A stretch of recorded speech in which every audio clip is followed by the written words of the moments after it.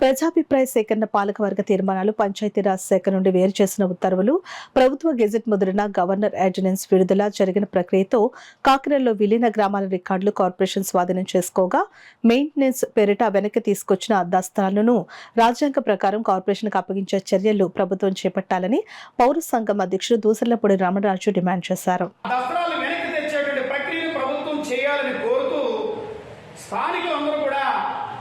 ఈ గ్రామాలలో ఆ సభల్లో సంతకాలు చేసి వింత పత్రాలు ఇవ్వడం జరిగింది.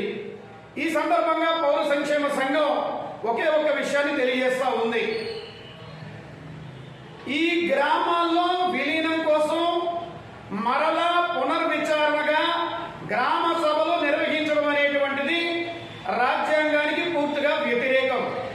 కారణం ఏంటంటే పంచాయతీ రాజ్ శాఖ నుంచి ప్రజాభిప్రాయ సేకరణ మేరకు తీర్మానాల మేరకు ప్రభుత్వం చర్యలు వహించింది, గెజెట్ ఇచ్చింది, రాష్ట్ర గవర్నర్ ఆర్డినెన్స్ ఇచ్చారు. ఈ 6 గ్రామాల దస్తాల్ని కార్పొరేషన్ స్వాధీనం చేసుకుంది. ఈ స్వాధీనం చేసుకున్నటువంటి దస్తాలను వెనక్కి ఏ విధంగా తీసుకువెళ్లారన్న దాని మీద జ్యుడిషియల్ విచారణ చేయించాల్సినటువంటి బాధ్యత ప్రభుత్వం మీద ఉంది. అదేవిధంగా ఇప్పుడు నిలిచిపోయినటువంటి ప్రక్రియను పూర్తి చేసి కార్పొరేషన్ స్థాయిగా ఎన్నికలు నిర్వహించాలనేటువంటి బాధ్యత ప్రభుత్వం మీద ఉంది. కాబట్టి ఆ చర్యలని ప్రభుత్వం తక్షణం వహించాలని చెప్పి పౌర సంక్షేమ సంఘం డిమాండ్ చేస్తూ ఉంది. అదేవిధంగా అవసరం అయితే న్యాయ పోరాటం చేయడానికి కూడా పౌర సంక్షేమ సంఘం సిద్ధంగా ఉంది.